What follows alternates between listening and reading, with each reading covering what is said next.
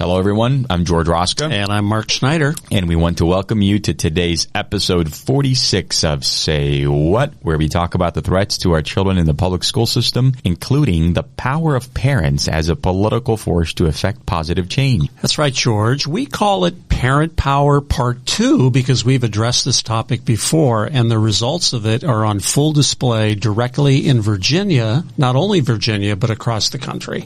Yes, Mark. Let's give our audience maybe a brief synopsis of what happened towards the end of last year. The Virginia Miracle, as we like to call it. Go for it, Mark. Yeah, well, as most of our listening audience probably remembers, because we have talked about this in the past, last year, because parents were able to look over the shoulders of their children and see what they were learning in the public school system, they discovered that a lot of it was critical race theory. So this idea that race is at the root of the fabric of our society, that it governs everything, that there are basically two classes, the oppressor and the oppressed, and if you're not light-skinned, then you're one of the oppressed class. Well, parents became justifiably upset that their kids were learning this, what we term indoctrination, really. Yep. And they started showing up at school boards, George, particularly in Loudoun County. And the reason why this got so much attention. First of all, it's close to Washington, D.C., so it's at the hub of power. But secondarily, there were some incidents there where some parents raised their voices, and there was one particular incident where a father had a child, his young daughter, who was actually molested in a girl's restroom by a young man who defined himself as being a young woman. That didn't stop him from molesting another girl. This created quite a hubbub. I guess voices were raised, and the police literally drugged this man out. And of course, this news went national. But it also brought to light the bigger issue of parents are upset about CRT. Well, in the midst of this, there was a governor's race going on at the same time between two contenders, a Terry McAuliffe, who is a longtime politician. I think he'd been governor of the state before, and he was a shoo-in, the Democratic Party, and he was just expected to win. He was way ahead in the polls until all this news came out, because he made a statement, George, that you well remember. And he said something to the effect that parents shouldn't have any control of what their kids are learning in the public schools. And that changed the tide. It really did. I mean, it was a tipping point in the governor's race. And his opponent is a man named Glenn Youngkin, who was a private equity investment guy and had done quite well in life. Very well spoken, a very thoughtful man. He was running in the Republican Party. A lot of great ideas. Nobody expected Mr. Youngkin to win because he came out of nowhere to run for governor. But this changed the tide. And as history shows, against all odds, he won. He is now governor, and what he has done since he's taken over the governorship there is pretty amazing. And a couple more important things for parents to understand, because we feel like we are so behind the curve, we've lost the war. No, we have not, because Virginia gave us just a textbook example of here's a state that's had 75% Democrat governors in its history. Since 1855. Yeah. Here's a state that President Biden carried by 10 points in the 2020 elections. Yeah. And then you turn out and Republicans won the governor, the lieutenant governor, the attorney general. They reclaimed control of the House of Delegates. How amazing is that? It did not happen in a vacuum, George. Yes. I mean, there were some key events that came about, and it all converged at this point in time that led to this Virginia earthquake that happened. So what we want to focus on today, parents, is we gave you the recap of the story, but let us show you why putting in the hard work to elect the right people matters. What are the consequences, the good ones, of bringing in somebody like a Glenn Youngkin into office? And this man stayed true to his word And on day one, he signed 9 executive orders and 2 executive directives. And so we want to share with you what those were, because these are like jaw-dropping yay moments for parents. And by the way, these were campaign issues for him. He ran on these. So obviously his constituents were wondering, if he did get elected, are you actually going to make good on your promises? Because as we're going to see, George, they're pretty bold. They are very bold. I mean, I sat down and I read through these, and I'm like, we need this in California right now. We sure do. Not just in California, but across the country. Well, what's the first one, George? All right. Executive Order number 1 delivers on his day one promise to restore excellence in education by ending the use of divisive concepts, including critical race theory, in public education. Say what? Yes. I mean, this was a really gutsy thing to do. Of course, he didn't really have a choice because he promised to do this, and this was really the campaign issue of the day in Virginia. But the fact that he actually followed through on this, it really goes against the tide of what we're seeing in our nation today. Oh, yeah. And the teachers union are hating his guts for this. In fact, so many school districts are banding together to oppose this executive order. And one of the things that Youngkin had to do, not even like a week later, is he set up a on the state of Virginia's website, a place where parents can write in and notify, so that way the Attorney General knows that, hey, look, this school district is not abiding by your executive order, so they can write it in. Yeah. Yeah, part of the objection against orders like these to ban critical race theory is that, well, you're not allowing kids to learn about history, the true history of our country. Nothing could be further from the truth, George. As you and I both know, this is revisionist history. Yep. It has been the United States practice for 100 years now to talk about the Civil War, what happened, Reconstruction, Jim Crow. All of those things are normally talked about and addressed in our public school system. Critical race theory is a Marxist ideology. It reframes our past to create these made-up classes of oppressor and oppressed, and the fact, and the courage that it took for Glenn Youngkin to eliminate this across the schools in Virginia has to be applauded. Yep. Here's number 2. Executive Order number 2 delivers on his day one promise to empower Virginia parents in their children's education and upbringing by allowing parents to make decisions on whether their child wears a mask in school. Now, this is an ode to scientific fact, number one, that we have seen in study after study, that masks, unless they're N95 and fitted properly, really don't make any difference in terms of controlling the spread of this disease. And parents should be in control of this decision, not schools necessarily. And so here again, a real act of courage. My daughter comes home from school just about every week, and she's like, "Hey, Daddy, do you like this mask?" I'm like, "Where'd you get it from?" "Oh, it's my friend's." Yeah, there you go. They just share them. We swap them around. I like the color of that mask. Yeah. Well, that one's with Elsa. So yeah, that's great. Executive Order number 4 delivers on his day one promise to investigate wrongdoing in Loudoun County. This is amazing. Glenn Youngkin ordered his Attorney General, Jason Mayers, to conduct a full investigation into the sexual assault at Loudoun County Public Schools that the office says was handled wrongly. After the incident, which happened in the spring of 2021 in a Loudoun County high school, the assaulter, get this, was transferred to another Loudoun County high school. There, the student assaulted a second person. According to the office, school officials held back key details and lied to parents about this incident. Yes, this is fine. I mean, I can't imagine being in the shoes of this dad, and for justice to finally be served. And this is just step 1, because I hope they really uncover all of the details.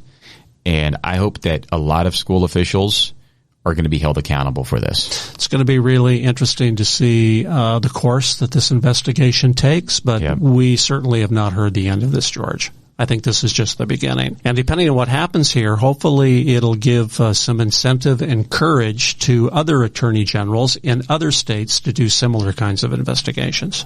So here's the Executive Order number 10. Transforms the Office of DEI, which is Diversity, Equity, and Inclusion, into Diversity, Opportunity, and Inclusion, and making one of its key focus areas, and I quote, expansion of entrepreneurship and economic opportunity for all Virginians, the promotion of diverse free speech and inclusive civil discourse, and a role in promoting the honest and complete teaching of history, end quote. This is pretty interesting because apparently, this is a very creative twist on a theme that is playing out writ large across the country in creating these DI committees, right? Diversity, Equity, and Inclusion. And so here he swapped out some of the words, to use opportunity, but he still has inclusion in there. He still has diversity. And I think, the office exists.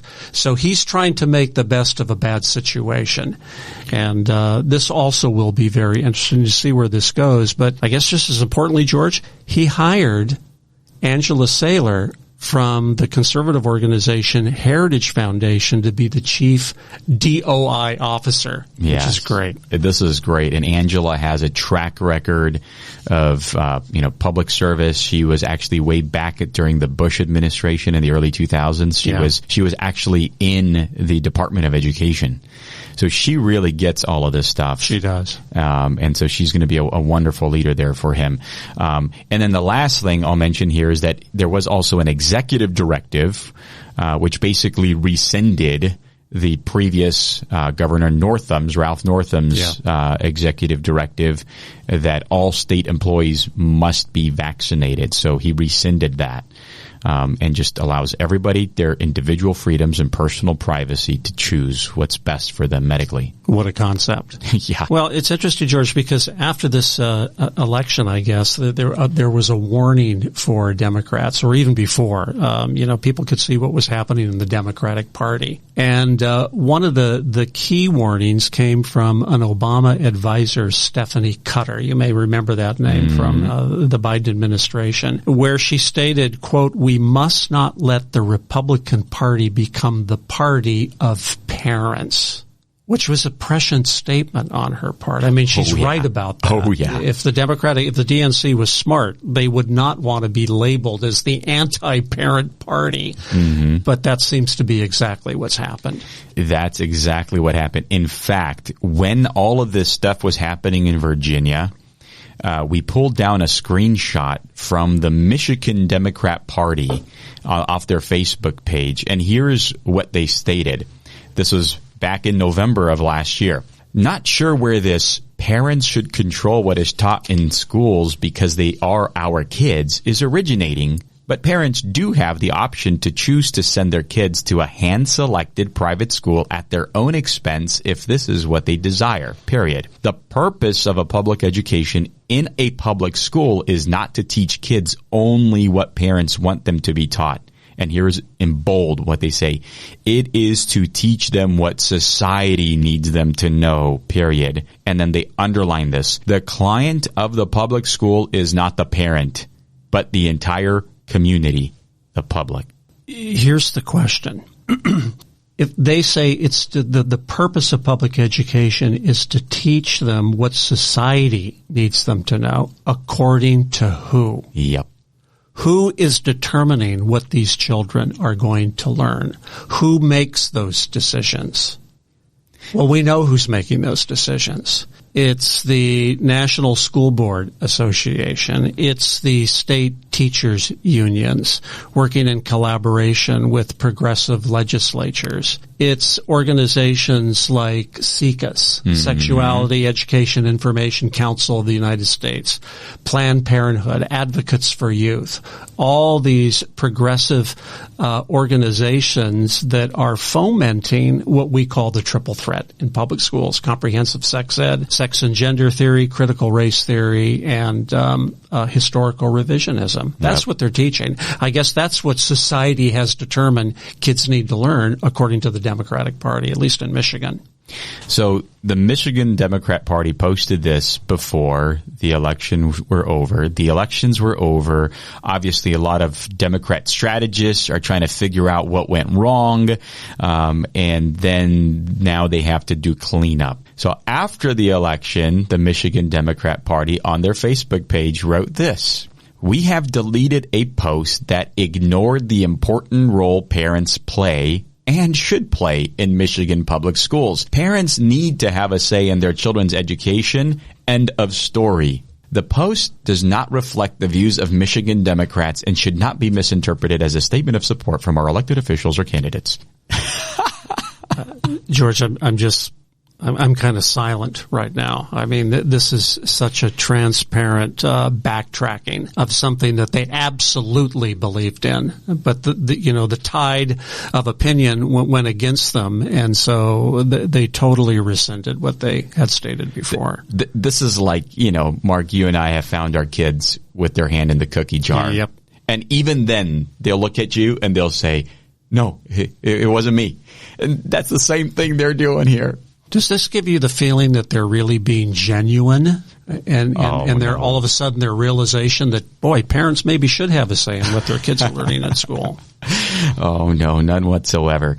But here's the good news, Mark.